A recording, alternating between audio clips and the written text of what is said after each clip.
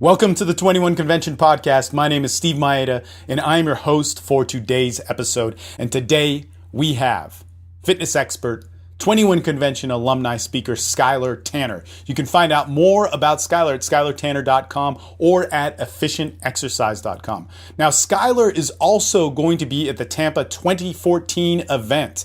That is October 24th through 26th. Get your tickets now if you want to find out more about the event and see who the other speakers are, find out what the Heroes Dinner is, and really what this movement of the 21 Convention becoming the ideal man and really owning your purpose in this world is all about. Go to the21convention.com/event and see what we got going on for you. Now, what we talk about in this podcast is pretty amazing. Now, Skyler is a fitness expert, an amazing mind, and you'll see that, and you always see that in every conversation you have with him come through. However, what we talk about is something very important, very endearing, and very enriching to every man's life that we need to hear about. And that is fatherhood. You know, what happens, what changes when we move on to that next story, that next page in the book of our life, and really how amazing it can be. Now, what's so awesome about this podcast is Skyler and I both recently had kids, and him about a year ago, myself a little bit sooner. And we both went through a process in Austin, Texas, totally separately, independent of each other, of natural childbirth. And what's so awesome about this unique discussion that we have is that we rarely hear about this. And this is really getting back to the true nature of how human beings interacted, how human beings passed on life, and how human beings grew together. Definitely plug yourself in on this conversation. And I'll tell you this, if you like what you hear, if you're interested and intrigued in any way, come to Tampa. We're going to all be sitting there talking, discussing, growing as a group of men together with one singular purpose. And that is to be the best version of ourselves. Find out more at the21convention.com/event, and let's get into this podcast with Skyler Tanner. Steve Mayeda here with Skyler Tanner. You are a 21 Convention alumni and scheduled to speak at the Tampa event, which, you know, I know you as, and actually I've worked out with you guys. You're from Efficient Exercise, and excellent. And as I told you, I said, hey, can we put off this podcast a little bit because it's a difference. Yeah, I didn't have my full setup. Nick Sparks, who also lives in Austin, he's a 21 Convention guy, was borrowing some of my equipment. I was like, man, it's the difference between dumbbells and the ARX. I'll tell you this, I work out with dumbbells, but I worked out with the ARX. And it's so much more efficient, and just how you guys do. I can't say enough good things about what you guys do at Efficient Exercise. It's a truly revolutionary place. But we have something really in common, other than the 21 Convention, other than both speaking in Austin at the 2012 21 Convention and the one coming up here in Tampa. But you became a father a little over a year ago, and I became a father again, actually 10 weeks ago. And we both went all natural with it, and we're trying to do things, really, all natural and right, and with all this new information. But this is actually what you're going to talk about, at the convention, the changes of being a father in this modern society. And, we just talked in a flurry about 5 minutes ago, but what inspired you to do this, to get involved with, hey, being a good father and the awareness and knowledge that comes in with that? Sure. So, if you backtrack, I had a great father. I still have a great father. In fact, he lives here in Austin, although he's about to move right now. He was always there for me, always as a provider. And my father was very much a street smart, not book smart kind of individual. Grease monkey, built custom vans. He had his own hot rod shop. Very much a provider. But he was never good about giving me descriptions, kind of leading up to some of the things I was more interested in about kind of the pregnancy process, from conception to birth and the year afterwards. So I'm jokingly calling beyond like being 8 years old and getting the sex talk, my dad would he'd give short versions, not because he didn't want to or he was uncomfortable with it, but my mom was always very good about being that type of person. And I was more like my mother. I wanted the longer descriptions. I wanted the funnier descriptions. I wanted that sort of stuff. And that was never my dad's bag.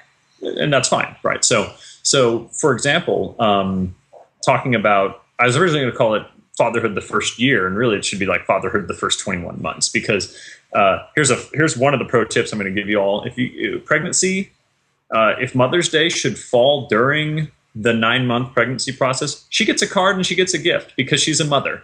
You don't necessarily get a card and a gift on Father's Day, but don't make the mistake I did, which being like the baby's not. Oh, I know. Oh, I know. And you better believe that this past year it was made up for in duplicate. Yeah. You know, you're sort of thinking like the kid's not here. It's not. No, she's a mother. She's a mother at that point. There's a carrying on. So things like that. Things like what actually active labor looks like. Yeah. Because, you know, if you watch the movies, it's sort of like there's nothing's happening. There's shopping. There's window shopping. All of a sudden the water breaks, which looks like someone poured 32 ounces of water just in like one big splash. And then they're screaming, and then the baby's out. When in reality, the most painful, miserable part of that process is the laboring, which is why they call it labor, guys at home. Laboring, just sitting and waiting for the space to open up to pass the kid's head through. And that can take a long time. It can take a short time. Sometimes it can happen very quickly like that. But, you know, there's pre-labor and there's actual labor. And I'm going to talk about that in my experience, what that looked like, and some cues, because being that fitness guy that you talk about, like, I want to hear like, oh, it sounded like this, which I knew from my training experience, which was kind of a funny thing where in the moment it's happening, going like, this sounds like right after a workout. You know? Man. And the midwives can't explain that. They're just sort of like, oh, you know, right? You know, you'll know it. And Sarah did know it. You'll know it. Yeah, exactly. Yeah. Know it. Whereas I'm on the sidelines going, do I step in now? Right? Because my marginal utility in the child's life increases with age, right? That's another thing, like understanding sort of like the first 3+ months, you're going to kind of just be you're going to be running support for mom. Like, it's not going to be about you at all, dad. And you're going to have to be okay with that. And your feelings might be hurt. Things like that. I mean, I'm going to cover stuff that, you know, I think a lot of guys, especially, you know, talking about having a natural childbirth, you sort of are like, how's the sex going to be when it's done? You start worrying about things like that. And I'm talking to that as well. Man, look, you know, this is something that I went through, and I've watched 2 cesarean section births, and, you know, an intense makes you, as soon as you start talking to midwives and people, you know, get all crazy with this or whatever, they get all, when I brought up that we were going through a midwife, like, people got in my face and it was like, man, this isn't your decision, man. And, you know, I've been there for 2 hospital births, and they were horrible. I mean, they were horrible experiences. You know, the children came out fine and all that sort of stuff. But, you know, I just remember being there and the doctor saying, okay, well, you know, let's do this. You know, they induce labor. You don't know what's going on. You have no clue. You don't want to, you know, this is the birth of your child, or maybe it's somebody else's child or whatever, but they're telling you what to do. And they basically say, okay, progesterone, epidural, you know, let's go. Okay, you're only 6 centimeters dilated. You know, we gotta do something about this. And then you're like, well, wait, you know, you go like, wait, I saw this movie, I read this book, I read this blog article, and they say, hey, look, we're doctors, we do this every day, and you are putting somebody in danger, so you need to make a decision within this half an hour. Take your time, it's all good. And then you're pressured, and then you do it, you know, and it, you know, it's cool, you know, it's an amazing thing. I mean, if you ever see a C-section, it is one of the most brutal thing. I mean, it's crazy, man, and it's amazing to see what happens to the uterus when when the baby comes out. It immediately starts to go, you know, get smaller and pulsate. It's phenomenal. And then they put that thing in there like you're shoving a football. I mean, it's brutal, right? It's crazy. But when you see natural childbirth, totally different experience, man. And it's amazing. And the whole process is amazing. And the moment we walked into the midwife's offices, you know, I went to Central Texas Birthing Center. You went to Austin area birthing center. Austin area. And, you know, just the moment that happens, it's like, oh, okay, yeah, we do this. We take care of everything. And well, here's the information. Here's the stats on it. And, even, yeah, 1 in 10 births, does have to go to the hospital. There are complications and yada, yada, yada. And here's what happens. But Jesus, man, let me tell you, I have never been so impressed by women, by Maria, who is, my partner, in like, it's insane. I mean, it's freaking nuts, right? It is one of the craziest things that I have seen, and I can go. I mean, we could talk about this a lot, but the impression it leaves on you is sort of like, you have so much more respect for your wife, your partner, your girlfriend, wherever you're at in your relationship or based on your beliefs, because whatever that's going to end up looking like is all on you. But you walk away with, man, this is one tough lady. Yeah.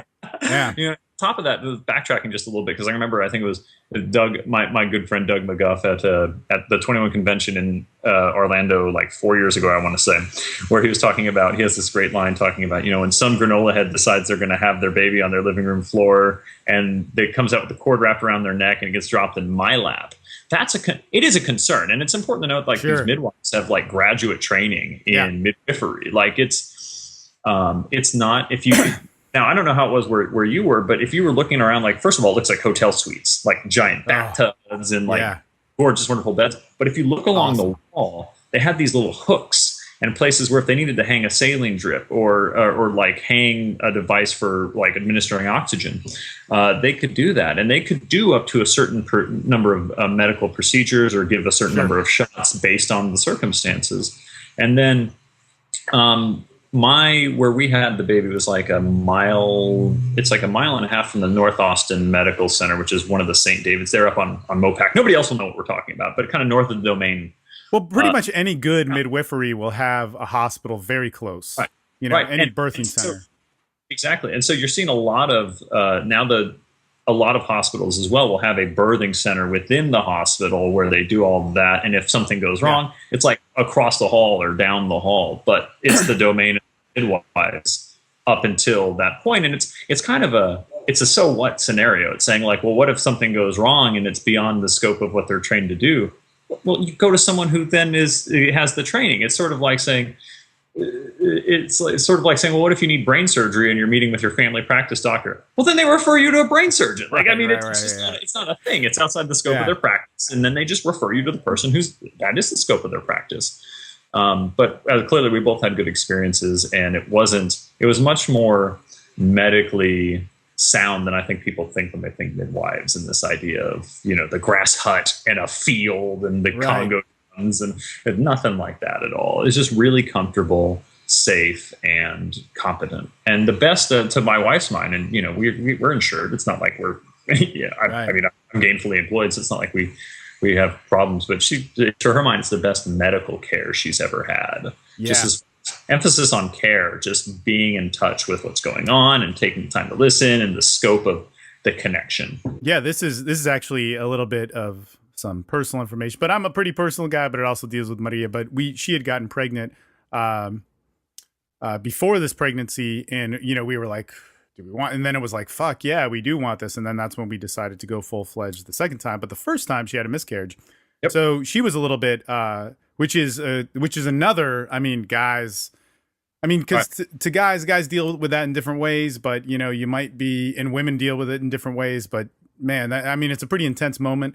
And for me, I was like, okay, well, this happens, this is your first pregnancy, I didn't get the magnitude of it. And this is crazy. So she miscarried, and then my friend passed away a couple weeks later. A really good friend of mine, training partner, all the stuff. We were like brothers, and I was really upset about it. And she was like, "You are more upset about this than our baby that we lost." And I was like, he was alive, and I didn't. Yeah, of course, this is the conversation that you don't want to have the way that I had it, right?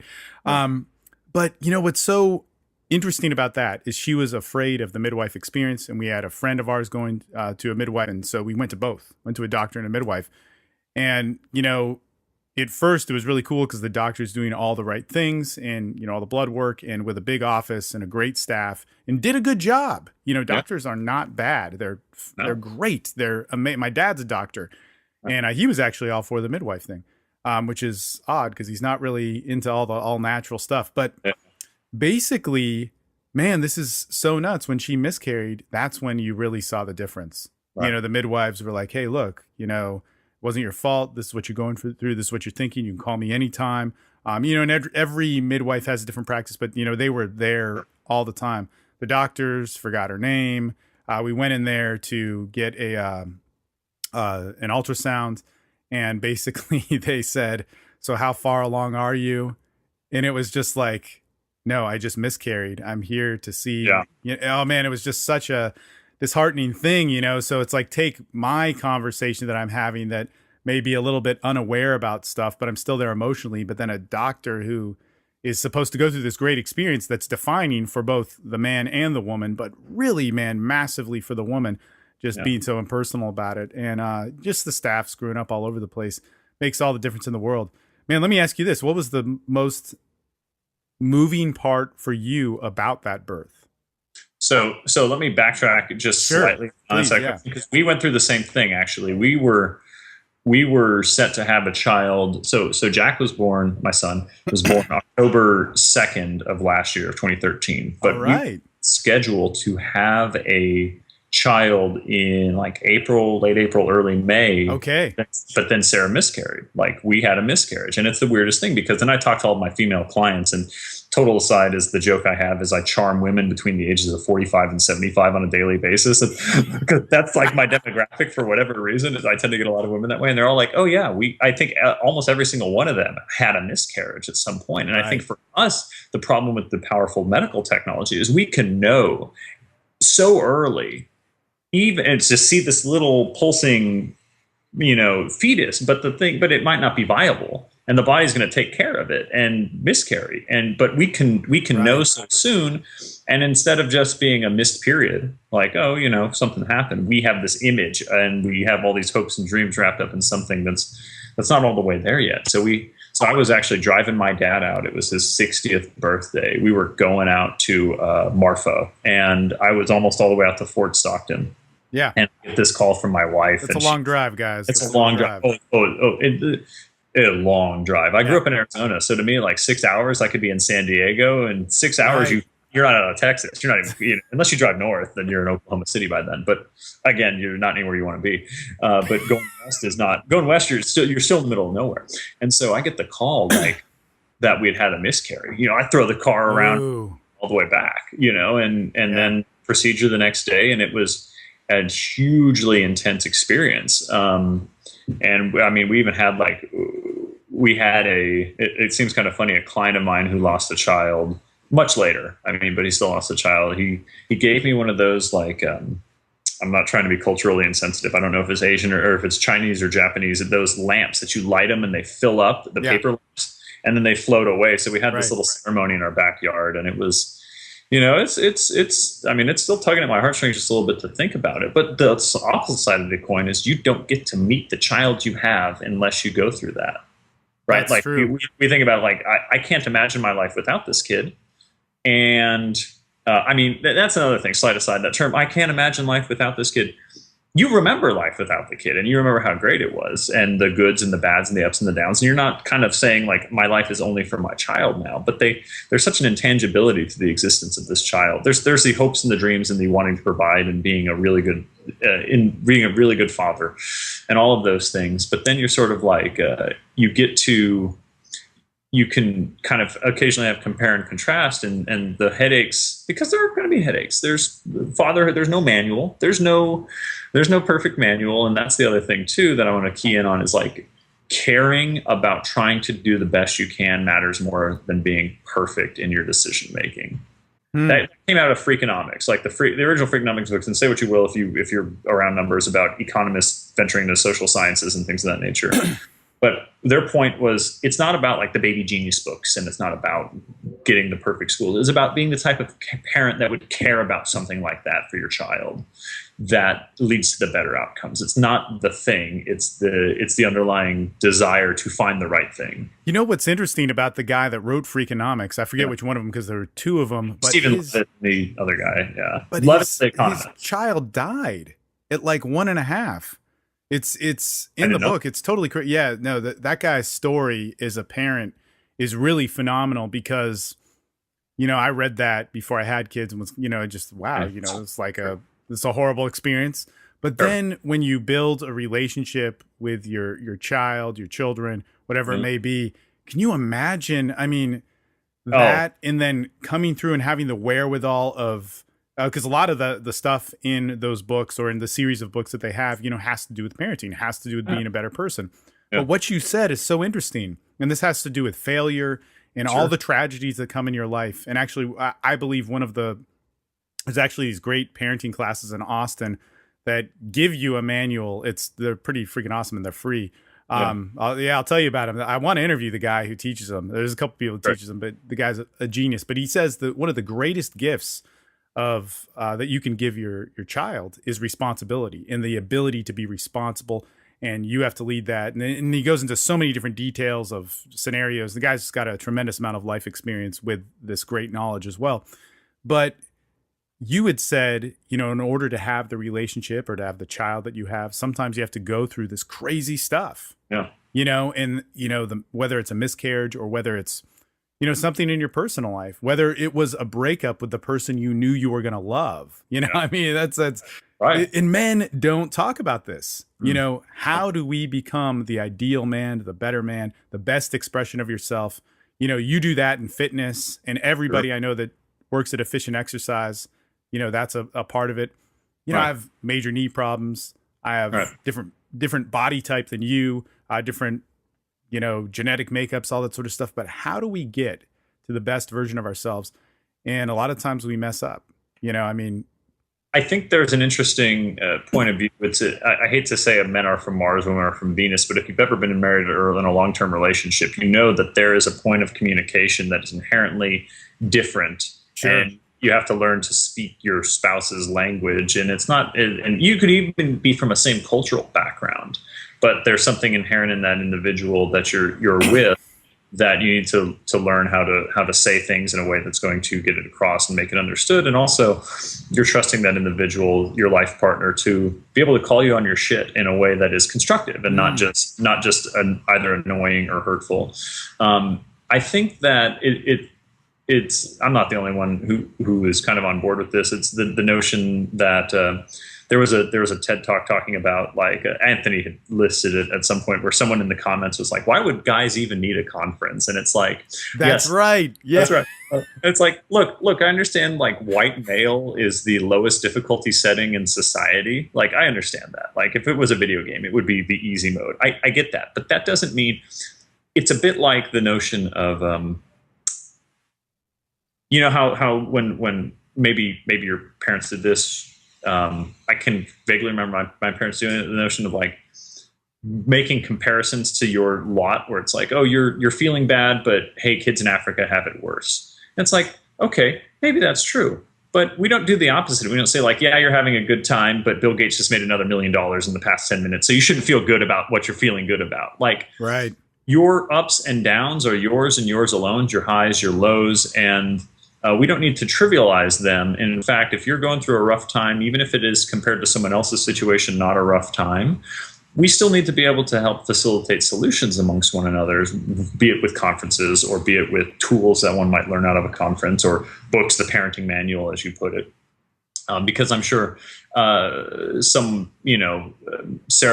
my wife, she spent a year abroad in Ecuador, and she was with this host family, and she always laughs about, like, Daisy, the wife is Lonzo and Daisy. She would laugh at some of the things that we need to do what we do in our life, and that may be true that she would laugh at that, but our situation is different, right? So we don't want to trivialize it. Like, yeah, there's certainly a number of individuals. Women still have it hard in many ways, and it's not to trivialize any other group. To say that, yeah, guys need help too. And if you want better men in a better society, you have to train them to be better men in better society, and to have an open forum to which to discuss and to make faux pas and to learn from them, because that's the only way. You and I both being dudes, it's like you can't tell a guy that it's hard and that your head won't crack concrete. You have to go and do it yourself and learn that I can't crack concrete with my head, or that the pan is hot. You have to touch the pan and go, oh yeah, that hurts. You Right. can't be told.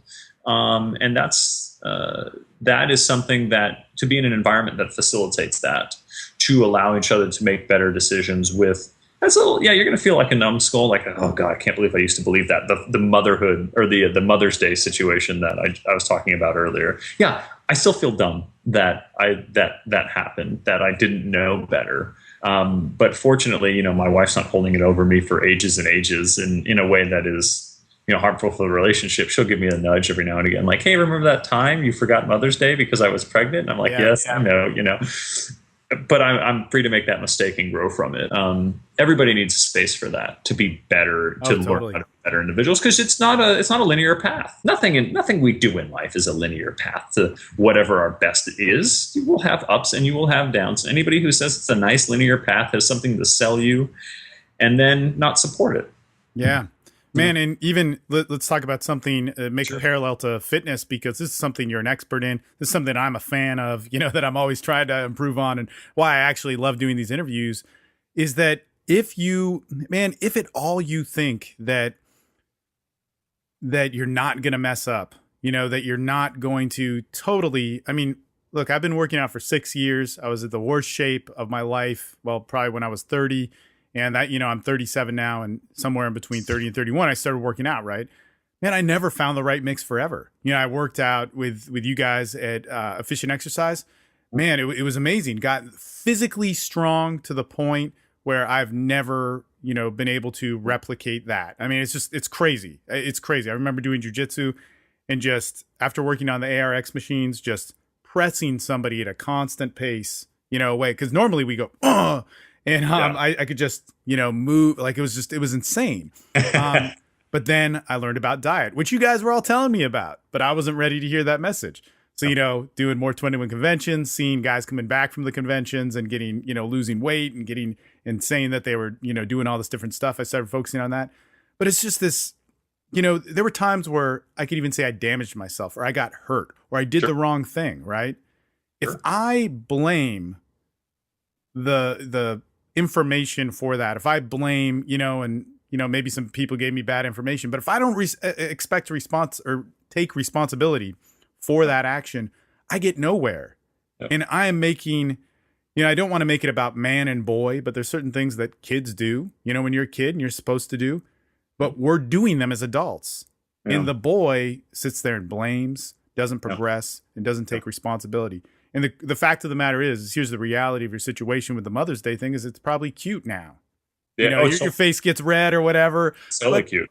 It's an endearing thing because it's the thing that you needed to do to be the husband that you're becoming. And guys don't, one, have a venue to talk about that. And two, guys aren't willing to admit that. I have a great relationship now because every relationship I had before it didn't work, whether it was bad or good, but it didn't work. Yep. There's a great TED Talk that touches on this a little bit. I forget the title of it, but the guy's point was you need to, if you allow kids to do dangerous things within a relatively in some amount of bounds of control, they will feel not only the confidence of being able to learn to do these things without hurting themselves, but they will respect their actions as having a cause and effect, right? Like if I do this. I can remember growing up, like my dad would let me sit on his lap and like steer the car. Wow, the good old days. Right, the good old days. But that was guy's points. Like if you now it would probably be, just find a large parking lot and do that. So it's within parameters, but you can still, as a kid, all of a sudden learn like, oh, there's some consequences to what I'm doing here.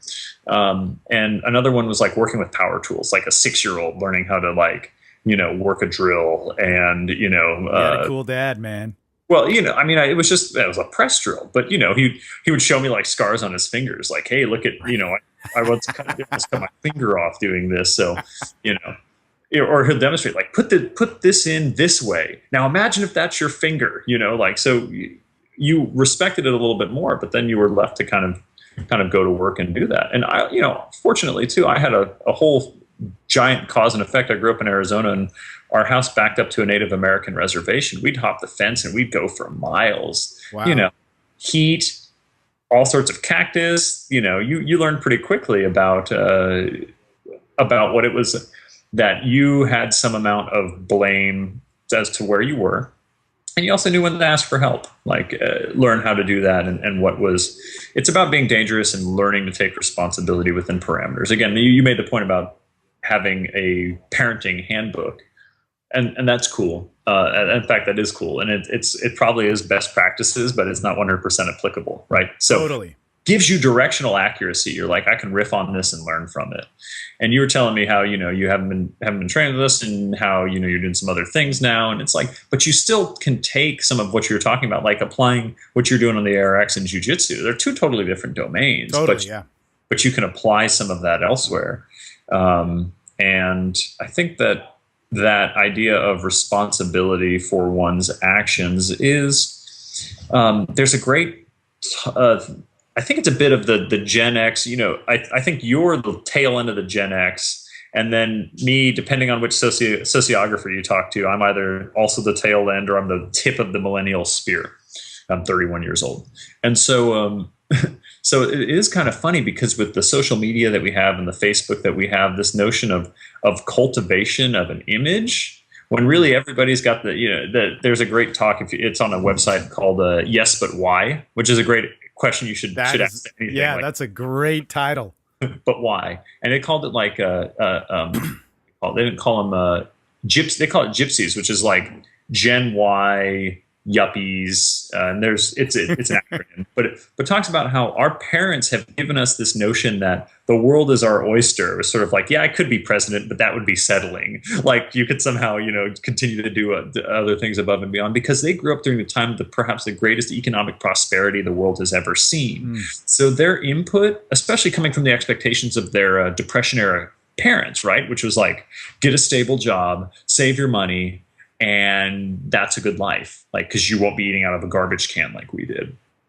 But their input yielded much more in the way of an output than their parents did. So they tell us, like, oh, it's not enough to have a stable career. You're got to change the world. Well, hey, that's great, because, you know, I think it was Isaac Newton who like invented calculus on a dare at the age of 26. You know, like, you got to be young and dumb and willing to take that big risk in order to create some big rewards. But the point that they're making is like, you have to have that wide-eyed idea. But if you start making comparisons to other people who are all cultivating this image that is just the good stuff, that's not the rest of their life, you're always going to feel like you've been handed a bad lot, because the comparison is not a real comparison. You're comparing against a fictional of other individuals. We all have tough stuff in our lives that we're going through and working through. We can always present our best face, but if the only thing we present is the best face, then people are going to find ways to make excuses for hard work because they're not as good as the other guy, when the other guy isn't as good as what the other guy is showing either. That's a bit long-winded. I'll try and bring it back together, which is taking responsibility for your actions also means that you can only compare against yourself. You can only get better against yourself. And where you are in your life, and that making comparisons to others, you can use others as motivations for guidance, for wisdom, but you only know if you're getting better compared to where you are in your life and where you're going in your life. Yeah, I think it's when we have discussions like this, it's like, man, the difference between knowledge and experience. Yeah. If you have one without the other, it's kind of pointless. But when the two can mix, you know, when you get that mix of like, oh, okay, well, knowledge, eating this way, working out this way, being a father this way, letting your kids experiment, you know, and that's something that I really believe in, because how else are you going to learn responsibility? You know, of course, be careful, you know, don't do something which is ultra dangerous, but you need to learn to take risks and dare. That's one of the greatest human qualities, is us learning that balance of pressing too far and staying alive. And every living thing on earth actually has a great instinctual, you know, balance of that. Our world is moving fast though, but you know, if a child can learn that, that's great. But if we learn all that stuff without the experience, man, you know, we get nothing, you know. And if we experience without knowledge, because that can happen too, you know, with certain things in my life, I like to just go. You know, I don't want to sit down and study it or chart something out. And, if I do that, I end up going in circles. So it's this interesting balance that we learn, and even in our emotional development and, and how we become, the greatest expressions of who we are. Yep. That all being said, what is fatherhood being, a great topic of yours? What is one of the greatest things that it's taught you so far? That is a tricky question, because every day is like lines up to be a nice new lesson, or something gets just whittled and honed into coming into awareness. One of the things I think is, I said it to sort of before we started, which was parenthood is one of the greatest cures for narcissism there is. And not that I think I was particularly narcissistic, but I think that fatherhood can give you perspective about in very short order, the very quick feedback based on your actions, especially with the child, right? Is what you're doing helpful or hurtful? Is what you're doing getting a result? Second thing is, actually, by the nature of, talking about fast in society and the world we live in, having kids, and especially, it started from birth, right? If you're having a home birth, or not a home birth, if you're having a midwife and having a birth, it takes time. You can't plan to be like, all right, I'm going to get the C-section at 3:00 in the afternoon because I've got gala to be at 8 or something, sort of ridiculous like that. Let me squeeze my kid's birth in on this Saturday. You are at the mercy of a time, of a temporal experience that doesn't care about your needs, right? It's sort of like, it's going to happen when it happens, and you have to be okay with that. It's going to take as long as it's going to take. You have to be okay with that. And then raising a kid is sort of like, you have to slow down, because the child doesn't have any, there's not like a rational component. The kid isn't crying because it wants to annoy you, because that's the only way it communicates, right? He's not, the kid's not giving you a hard time. This is the great saying I picked up somewhere along the way. When a kid's crying, he or she is not giving you a hard time. They're having a hard time, and they have no other way to express themselves, especially within the first year. And so that understanding of sort of learning this whole new form of communication, and then you're forced to slow down, because the kid is not going to be hurried. Doesn't have the dexterity to be hurried. So eating takes longer. You're having these little experiences with the child, and the days are long as a result of that, but the months and the years become very short. It's a very interesting time paradox where we have these full days raising a kid and spending time with your kid. The days are long with both ups and downs. Always down for a nap. Oh, thank goodness. Now I've got a few minutes to read something I've been trying to read. Always he's awake. You become more flexible with your plans are not nearly as concrete. The world will go on without you. And you it's the strangest form of meditation you can have, that you can bounce off of the demands of the world, the go of the world, and realize you'll be okay. Your finances will be okay. Your relationships will be okay. You'll savor them a little bit more when you have them, because now you don't have all the time in the world. You didn't realize how time rich you were until you had a kid. Yeah. You didn't realize just how much time you were just kind of wasting on Facebook or whatever. And if you enjoyed it, it wasn't a waste. But all of a sudden now you sort different perspective. You savor it in a way that was just. I imagine a starving man savoring a simple meal. Well, we went to the movies last night, and that doesn't happen. When was that? When was the last time you did that? Yeah, right? yeah. Oh man, we Sarah and I on Saturday went to the Black Star Beer Co-op. And because my mother-in-law was available, and it was totally right. We're sitting there, we're we're gonna have a beer, and I'm gonna have a steak, and we're just it's such a simple thing. All of a sudden you're this is incredible. In fact, there's this funny book that we have where it's let's play the movie game now that you have a kid. Look at you could tell it was written back when people read newspapers for the movie listings on a regular basis. Find the movies you want to see in the newspaper, crumble it up and throw it in the trash, because you're never going to the movies again. Right. All of a sudden, movie night means something. It's not just a time. It's not a pastime. It's actually an event where you and your significant other can get together and reconnect with one another.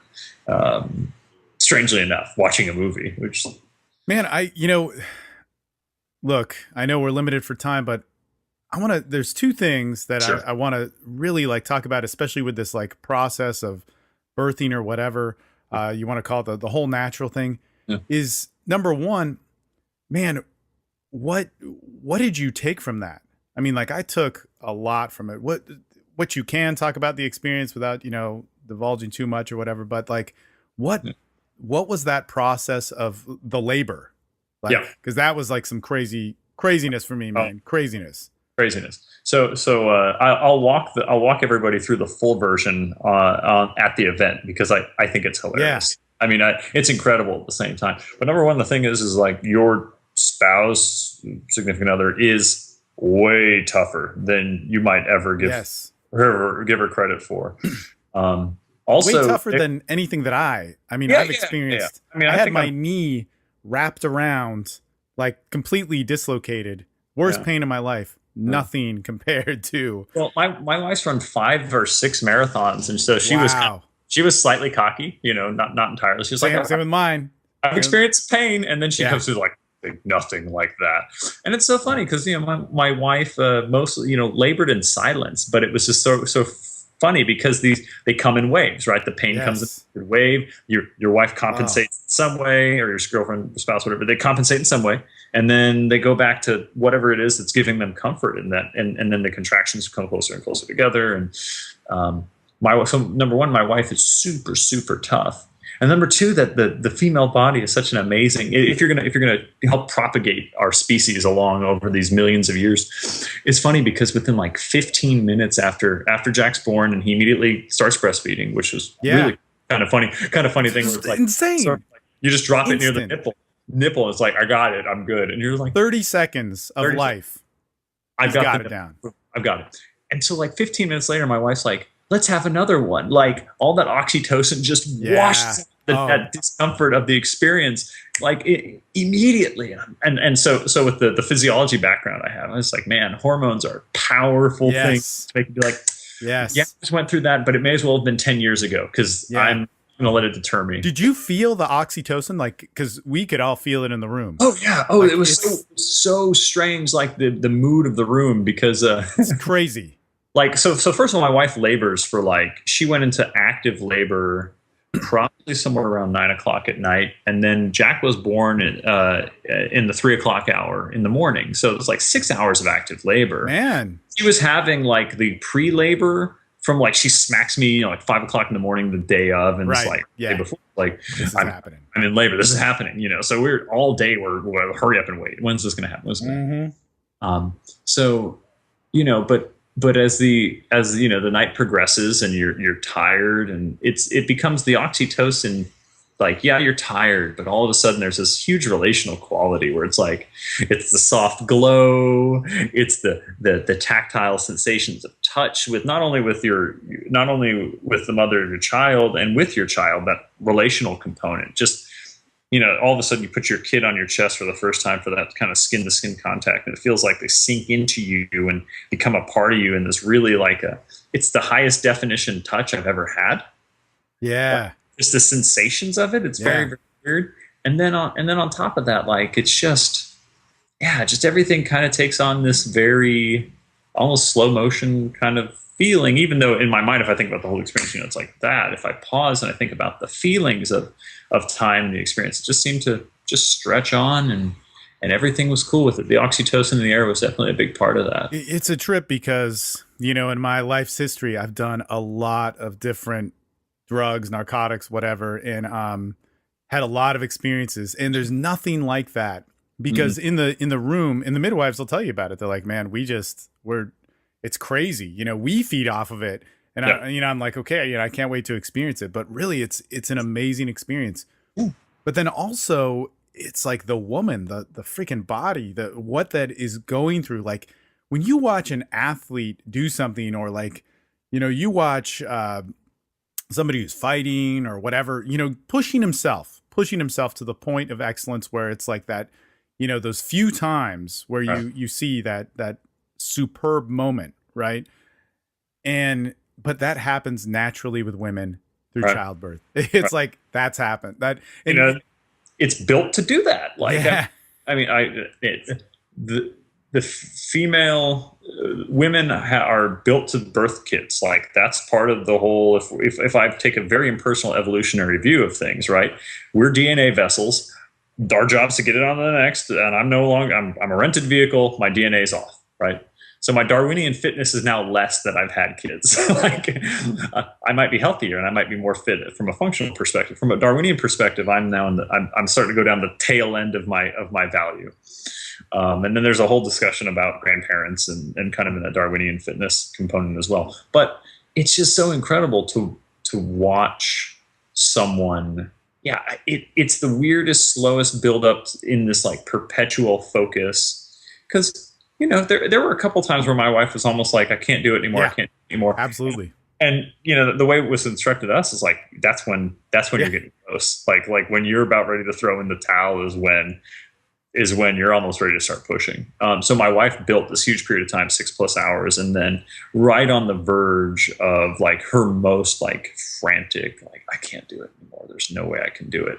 We bring our midwife in, and it's funny because she's East German. Like, she is the best. Like, oh my God, like you can do it, Sarah. You know, like kind of thing. And oh, it's so awesome because she talked about, she'd be like, you know, she had to talk this girl off a ledge. She wanted a special parking pass at UT so she could park as close to her class as possible. And she was like 2 months pregnant, right? And she's like, you're not getting that. You're pregnant. You're not sick, you know? Like, nice. That's the other thing too. We have this idea that someone is pregnant. Now, there are certain circumstances where you are going to be required. We have some friends that she had twins and she needed to be on bed rest for basically the last 3 months of the pregnancy, because otherwise they were going to push into early labor. It was what kept on verging on early labor. So she needed to have bed rest.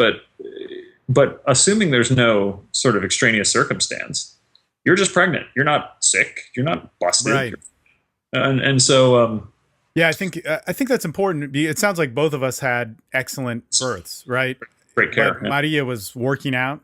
She was lifting weights up to the week, you know, and basically she would have that week, but we had the baby, you know, and she was working out once or twice every week. And surely sometimes you can't do that stuff. And maybe in the next pregnancy that might happen, you know, but it's like what you're saying is so important, you know, that God, you know, I think so the 21 convention, all about guys, right? And, you know, we talk a lot about like, oh, well, feminism, this, or, you know, women saying that, or like even men going on the extreme sides and like how that gets all out of whack. But the reality of it, the nature of it, here's what I saw in my experience, which is just my experience. Okay. It's not the whole world's experience, but what I got was that, man, women have been going through this since our species has been around, and maybe for the past less than 100 years, you know, there's been this other technology taking over. And God, it is such an important part to the identity of you. And actually what you said, even if the birth does go wrong, which nobody wants that, you know, of course, prevent that. But I think what made us as mammals and species, or as a species having the empathy that we have and the development of emotion, is that sadness, that pain that comes into play also helped us, exactly what you said in the beginning of this podcast, to live the life that we have now. I think go ahead. I think it's important to remind people that it's a bit like the pharmaceutical component. We could poo-poo pharmaceuticals. It's certainly not poo-pooing medical technology, because these were not like industries without a product. It wasn't like somebody sit down one day and was like, you know, we call ourselves a pharmaceutical industry, but we don't have anything to sell. We should get people drugs. Like there's a progression of like, you know, sort of home remedies. I mean, aspirin's a good example. Like willow bark was chewed on by the ancient Greeks, and it turns out it's got aspirin in it. That's why it relieved pain, and progressed, and then became distilled, and our chemistry became better, isolating components. And, you know, it's one of those things where you don't know something has gone perhaps a little too far until it has gone too far. And you can look back and go, actually, we could probably use maybe 60% of this and include some more of the stuff which we thought was problematic. And germs is a good example recently, right? Like part of the reason why there's a huge rise in hay fever and asthma and a variety of other things is because the houses have been too clean. We've been killing too many germs. Right. And so now there's a whole issue to try and get, you know, whether it's reestablishing the gut biome, because we're only, as human beings, we have more bacterial cells in our gut than we do human cells in our body. It's like 9 to 1. So we're more bacteria than we are human, which is always a fun thing to say. Whether it's doing things like that, or you have people who have like nasty, gnarly colitis type syndromes, I think that's right, who have to get like fecal transplants. They actually have to have feces from a healthy gut transplanted back into their colon to make things okay, or to progress it in a safe way. Man, I want to know the first person who actually did that. I mean, get talked into that. Wait a second, it's got all this bacteria that you need, and you're healthy, and this person's colon is terrible. There's actually a great write up on it in the New York Times. This woman talks about like being a donor and the whole weird process. Oh, it sounds like high comedy, and it is, but at the same, because you can't talk about that stuff without kind of having a little tongue in cheek. Like, we're talking about a poop transplant. Like at the end of the day, we're talking about transporting feces from one person and getting into the colon of the other, and how that goes. But you don't know something's gone too far until it does go too far. And right. There's life-saving technology, life-saving drugs, and these things that can sometimes be overused in a general kind of population. And sometimes there are changes that are made at the legislative level. Like you asked me at the 21 convention in Austin about your blood pressure. Yeah.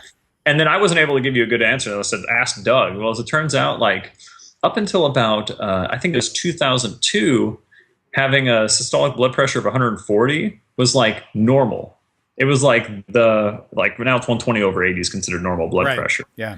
I think it was like 140 over 85 or 140 over 90. And then a change was made recently. So it's like a matter of 10 years ago, that's normal blood pressure, right? That's non-treatment required blood pressure.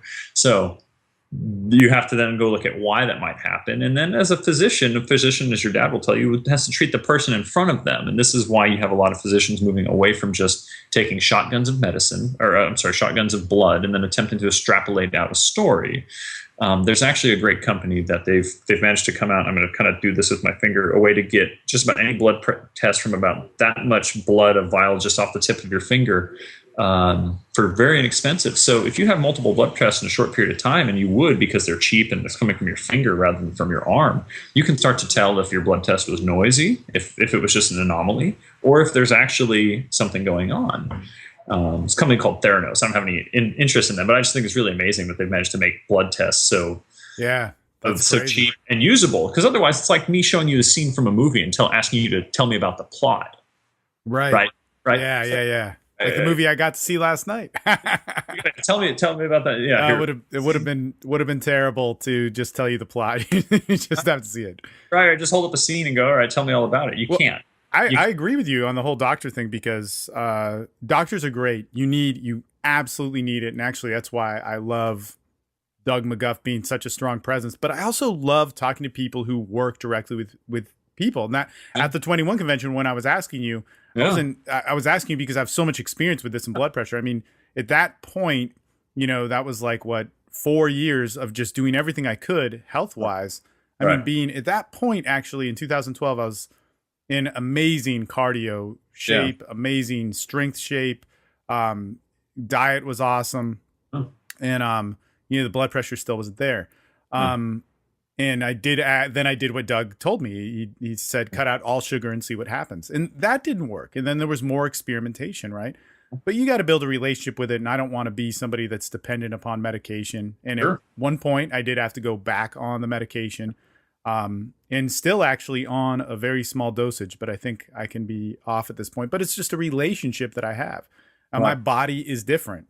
There might be something on my genetics, but I truly believe, and this is what I get from talking to guys like you, is that my body was meant to work. Yeah. And there's things that you can do to help it work. Now, it shouldn't have to be so extreme, or, because sometimes I was doing stuff with my diet and exercise was just absurd, right? Sure. But man, building that relationship is a good thing. And then in that, like I said, I did what Doug told me to do. I did what many other people told me to do, and that didn't work. And then you come back and you say, hey, what can we do? I got to take responsibility for that. That's right. That's me. But you are. I mean, the fact is that you were asking people who might know something that you didn't. You were applying. Totally. You were applying it, and then when it didn't work, you didn't blame the advice. Yeah. And on top of that, what I appreciate is that you weren't what I jokingly call an asshole, which is someone who solicits advice and then does something like genuinely looks for advice, not just like discussional, pass the time, but like prescribe me something, person of who's in a position of expertise. and then you do something totally opposite of that, or something totally different. That's really irritating, because if someone's taking the time to care and try and help facilitate a solution, and you've lobbied for that, and then you do something totally different, it's kind of like, why did you waste all of our time? Yeah. But most people, it's kind of a shiny object thing, right? Like, I'm going to try everything. Well, then how do you know if something worked? I as a coach, I totally get you there, man. Let me tell you, actually, after I asked that question for you, I mean, I researched more stuff. I started even more with the lifting that you were talking about, because I did it with Keith at Efficient Exercise, but then I started to do it more, and then I went to Melbourne and met Mark Otobre, and he told me his fitness thing, and we experimented that more with that, with different supplementation, yada yada yada. Eating real foods, kind of like very similar paleo type stuff. Sure. But basically, Doug told me, he's like, the only way you're really going to know if this is affecting you, because he's like, the numbers, just like you said, they're all, they come from so much, research that's been and he could explain much better. And he did in a quick 5-minute blurb of doctor craziness. But he said, man, get an echocardiogram, which is not something that is easy to do. But I did that, and my heart walls were thicker. This was affecting me very, very slightly, and it was kind of like right on the higher end. But nonetheless, that's happening. Right. So it's like, if we're, in talking to people who are experts, and I know we got to wrap this up, and I should turn this into a question, especially that you're an expert in, which is life and fitness. But, when talking to experts, you got to respect it. And sometimes like you guys were always telling me with diet, and I didn't listen to you guys, or I was like, oh, well, I could kind of 80-20 it, and I wasn't really fully ready to go 100%. But, you've got to respect that. So that being said, I know we're talking a lot about fatherhood and birth and life and all that sort of stuff. And you are a fitness expert. We didn't get into that. I mean, you're at a very high level, an extremely high level. But that being said, what is the best advice you could give to somebody, man, with their body, their mind, their spirit, their presence? What can a guy do right now to be the best man he can be, judging from what you've experienced with teaching people in your own life? So the trickiest, that's a wonderful little chewy cookie that I'm not sure I can bake up for you here in just a couple seconds, but I can try. So, the thing that I go back to what I kind of conveyed at the 21 convention previously, was like, understand that you shouldn't treat your activity patterns like they're an intervention, that they're only going to be done for a short period of time, unless you're experimenting and learning kind of the things that work best for you. That's fine, but most people don't do that. They'll work out a little bit and then they'll do nothing, and then they'll work out a little bit for an event and then they'll do nothing. And they'll do the same thing with diet. They'll sort of crank the diet widget, and then they'll lose 20 pounds, and then they'll not learned anything from it, and then they gain the weight back, and then some, and then it goes on again. So I think moving closer to a more whole foods diet is key. I don't think most people have to go as far as being strict paleo, or I think for a short period of time, like my buddy Dallas Hartwig, he and his wife Melissa, they have the Whole30, which is 30 days of squeaky clean paleo. But their whole point is not like that. That's the magic. It's that you pay attention to the way in which your body starts to actually react to and pay attention to how food makes you feel. And without that awareness of anything you do, diet, exercise, lifestyle changes, without the awareness of the feedback that you're getting, it's a fool's errand. You might reach a goal, but you don't know how to sustain that goal because you didn't pay attention along the way. So that's my biggest, if there's anything, be mindful of the feedback that you're getting in process, because that's the real lesson. Yes, you might reach the goal, and that's great. No, nothing wrong with goals, but you're not going to have one goal in your life, right? There's not a punch card like, you get one goal. Your goals are going to change. And so if your simpler or goals from when you were younger allow you to kind of learn a framework with which to pick up and work on something new later because you paid attention to those small things, you're going to have a whole lot more of these peak experiences of feeling pretty good at learning something new. So that would be my advice, is actually pay attention, be mindful of the feedback you're getting from your body, and then you can start to apply it in other areas of your life, like you said with jiu-jitsu.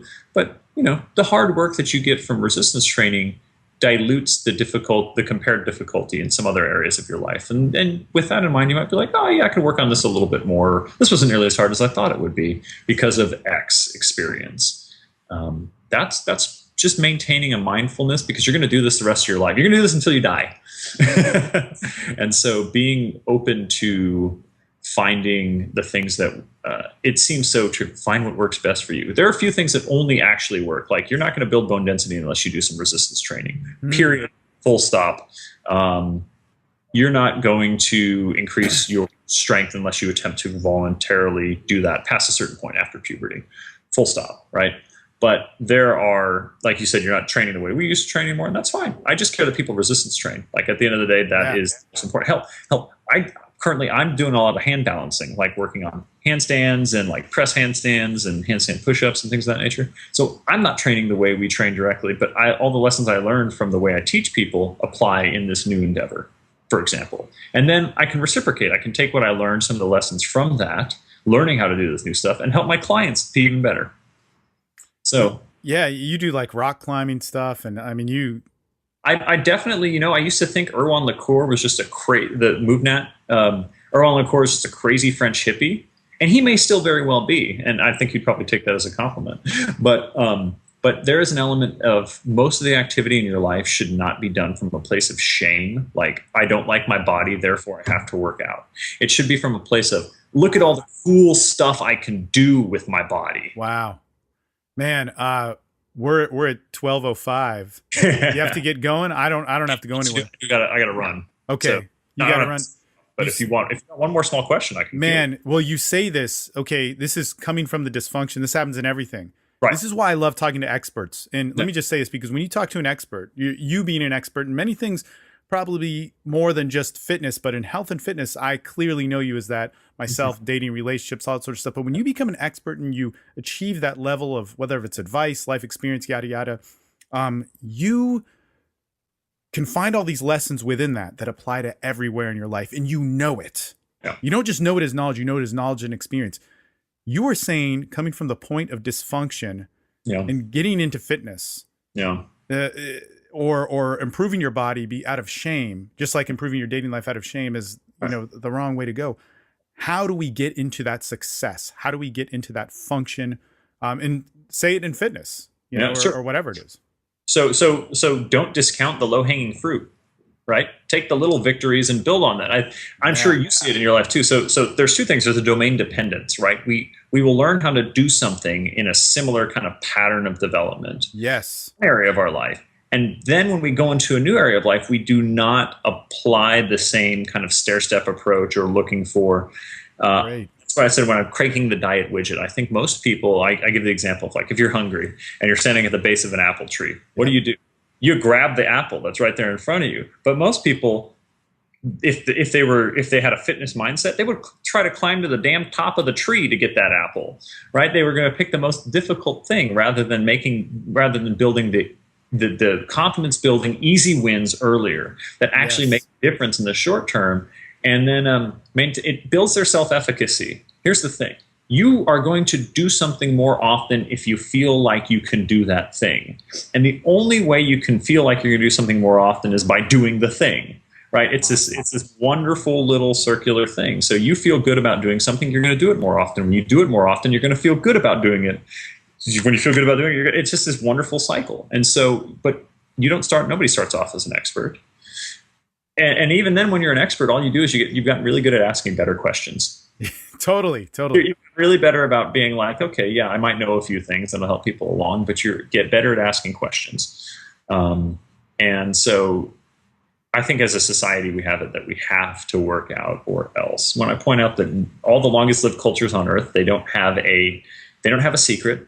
They have a food culture that they've maintained throughout their entire life.